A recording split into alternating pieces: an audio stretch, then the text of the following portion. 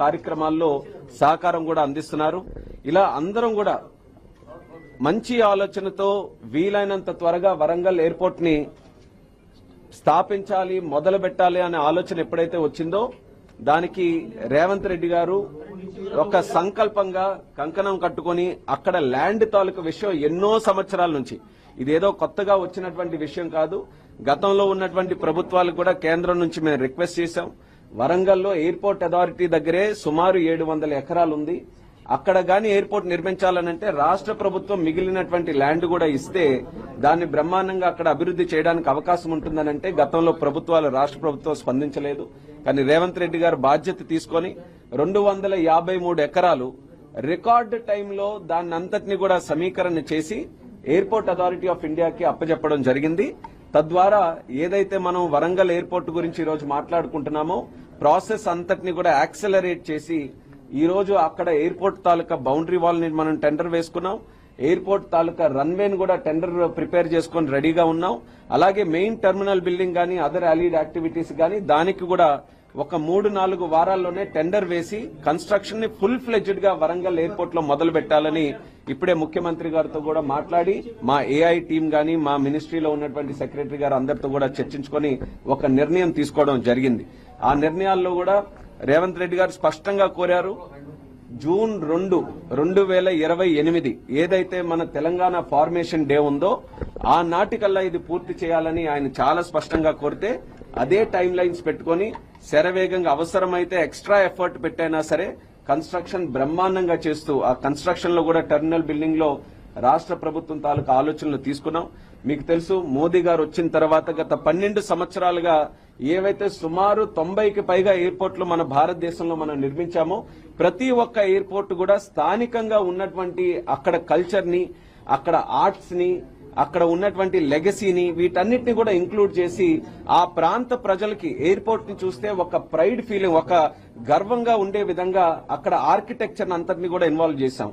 దానికి ఉదాహరణ మొన్న పీఎం గారి చేతుల మీద రాజస్థాన్ లో జోధ్పూర్ టెర్మినల్ ఓపెన్ చేస్తే అది ఎంత అద్భుతంగా ప్రజలందరూ కూడా దాన్ని అభినందించారో మనం అందరం చూసాం. అదే స్థాయిలో అవకాశం ఉంటే దానికి మించి కూడా one of the best terminals మన దేశంలో కల్చరలీ బ్యూటిఫుల్లీ టెర్మినల్ మన వరంగల్లో ఏర్పాటు చేయాలని అన్ని ఆలోచనలు అందరితో కూడా ఫీడ్బ్యాక్ తీసుకుని స్థానికంగా ఉన్నటువంటి టెంపుల్స్ ఏవైతే ఉన్నాయో అన్ని కూడా మనం కాకతీయ డైనస్టీ వాళ్ళ తాలూకా కల్చర్ అన్నిటిని కూడా ఇందులో ఇన్వాల్వ్ చేసే విధంగా టెర్మినల్ కూడా మనం నిర్మించడం జరుగుతుంది. నాకు ప్రత్యేకంగా నా టైంలో ఏదైతే తెలంగాణకి ఏవియేషన్ ఇన్ఫ్రాస్ట్రక్చర్ ఇంప్రూవ్ చేయాలని ఎప్పటి నుంచో ఉన్నటువంటి నానుడి నేను కేంద్ర మంత్రిగా దీనికి ఉన్నప్పుడు జరగడం అనేది నాకు ఒక అదృష్టంగా నేను భావిస్తున్నాను. ఆ ప్రాంతానికి అవసరం ఉంది.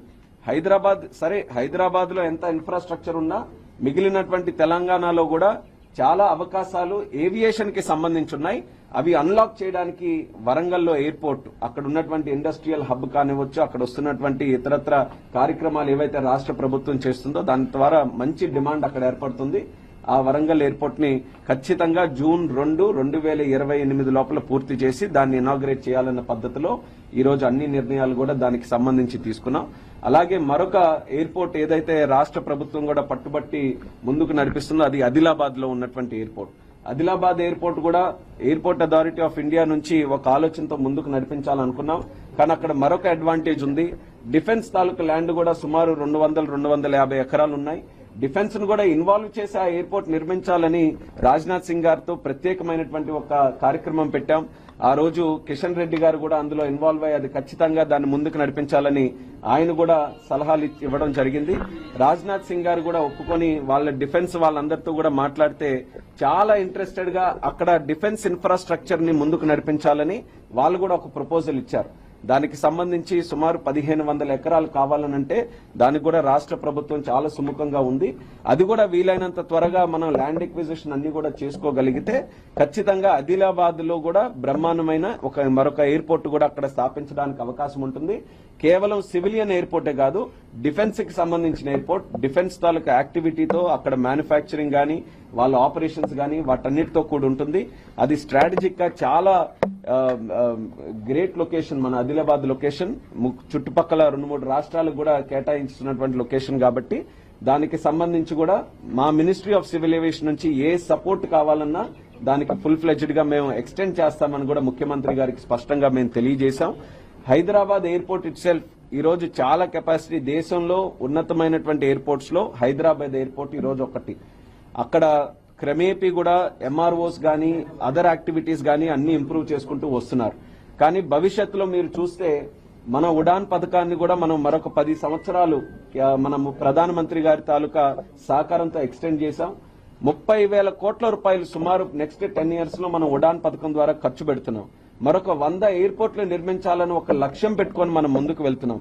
అంటే ఇవన్నీ కూడా అంటే 30,000 crores, 100 ఎయిర్పోర్ట్స్, 200 హెలిపోర్ట్స్ ఇవన్నీ కూడా చేస్తున్నామనంటే ఏవియేషన్ ఇన్ఫ్రాస్ట్రక్చర్ గానీ, ఎయిర్పోర్ట్స్ గానీ, ఎయిర్ ట్రావెల్ గానీ ఎంత ఎక్స్పోనెన్షియల్ గా భవిష్యత్తులో పెరగబోతుందో మనం అందరం కూడా గమనించాలి. ఈరోజు సింగపూర్ అని మాట్లాడతాం, దుబాయ్ అని మాట్లాడతాం, అబుదాబి, టర్కీ ఇవన్నీ కూడా ఈ రోజు పెద్ద పెద్ద ఎకానమీస్ గా ఈ రోజు పెరిగాయనంటే అక్కడ కోర్ అంతా కూడా ఒక్క ఎయిర్పోర్ట్, ఏవియేషన్ ఇన్ఫ్రాస్ట్రక్చర్. దీనివల్ల ఆ ఎకానమీస్ అన్ని కూడా మల్టీఫోల్డ్ గత 20-30 సంవత్సరాలుగా గ్రో అయ్యాయి. ఆ కెపాసిటీ, ఆ పొటెన్షియల్ ఈ రోజు భారతదేశంలో ఉంది. అది అన్లాక్ చేశారు మన నరేంద్ర మోదీ గారు. ఈ రోజు ఆ యొక్క కెపాసిటీ రాష్ట్రాలు కూడా రియలైజ్ అయ్యి మా ప్రాంతాల్లో మరిన్ని ఎయిర్పోర్ట్స్ చేయాలని ఈ రోజు వాళ్ళు కూడా చాలా ఫుల్ ఫ్లెడ్జ్డ్ గా ముందుకు వస్తున్నారు. దాన్ని అభినందిస్తున్నారు రాష్ట్రాలన్నీ కూడా. ఎందుకనంటే ఈ రోజు ఇండియా అచీవ్ చేసినటువంటి సక్సెస్ ఏవియేషన్ లో దాంట్లో ప్రధానమైన భాగం రాజ్యాల తాలూకుది ఉంది. వాళ్ళని సపోర్ట్ చేసుకుని స్టేట్స్ కూడా ముందుకొచ్చి ఇందులో పార్టిసిపేట్ చేశారు కాబట్టి చేశాం. భవిష్యత్తులో అదే తరహాలో చేసి ఇండియాని ఏవియేషన్ కి వరల్డ్ లోనే ఒక హబ్ గా క్రియేట్ చేయాలన్నది మోదీ గారి తాలూకు ఆలోచన. దాన్ని సంపూర్ణంగా వికసిత్ భారత్ 2047 కప్పడాలలో మనం పూర్తి చేస్తాం. దాంట్లో స్టేట్స్ ఇదే రకంగా తెలంగాణ ఎంత ఫాస్ట్ గా ఈ రోజు రెస్పాండ్ అయ్యి ఈ యొక్క కార్యక్రమాల్లో పార్టిసిపేట్ చేస్తుందో అలాగే మిగిలిన కూడా స్టేట్స్ అన్ని కూడా చేస్తే ఇంకా శరవేగంగా మన లక్ష్యాలను చేరుకోవచ్చు. అలాంటి సహకారం అందిస్తున్నటువంటి రేవంత్ రెడ్డి గారికి మినిస్ట్రీ తరపున, కేంద్ర ప్రభుత్వం తరపున నా ధన్యవాదాలు తెలియజేసుకుంటున్నాను. ఎందుకనంటే మళ్ళీ చెప్పాలనంటే ఎయిర్పోర్ట్ తాలూకా ల్యాండ్ ఎక్విజిషన్ ఒక చరిత్రలాగా జరిగింది. అంత ఫాస్ట్ గా ఎప్పుడు కూడా మేము కూడా అనుకోలేదు అంత ఫాస్ట్ గా ఎవరైనా చేసేస్తారని. కానీ ఇచ్చిన మాట ప్రకారం ఒక్క ఎకరా కూడా తక్కువ లేకుండా అంతటిని కూడా పూర్తి చేసి మాకు అప్పచెప్పడం జరిగింది. ఇక మా బాధ్యతను కూడా సక్రమంగా నిర్వర్తించి వరంగల్ ప్రజలకి, మరి ముఖ్యంగా ఆ ప్రాంతంలో ఉన్నటువంటి వారందరికీ కూడా మళ్లీ హామీగా తెలియజేస్తున్నాం. One of the best airports ని వరంగల్లో నిర్మించడానికి రాష్ట్ర ప్రభుత్వం, కేంద్ర ప్రభుత్వం అందరం కూడా సమిష్టిగా కృషి చేస్తున్నాం.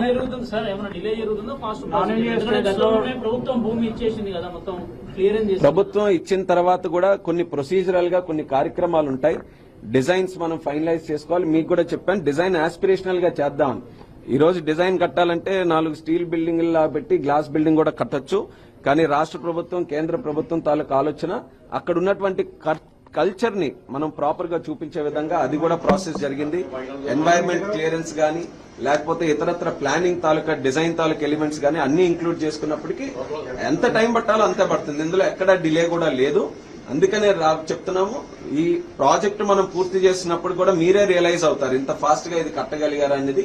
ఆ ఒపీనియన్ తీసుకుని వచ్చే విధంగా మేము నిర్మిస్తాం. చాలా ఏళ్ళ నుంచి పెండింగ్ లో ఉన్నాయి. నాన్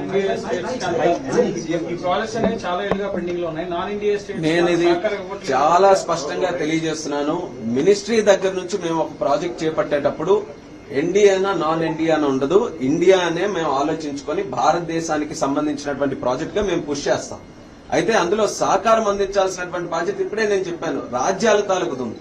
భూమి అనేది రాజ్యం తాలూకు విషయం, స్టేట్ తాలూకు సబ్జెక్ట్. అది భూమి వాళ్ళు ఇవ్వగలిగితే అంత ఫాస్ట్ గా మేము నిర్మించగలం.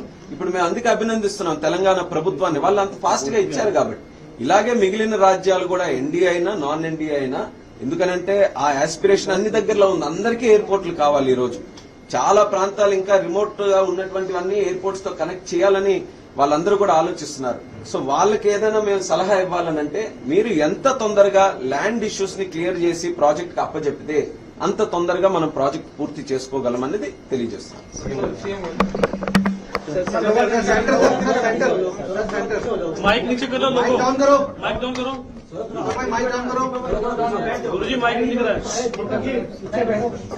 యువ మిత్రులు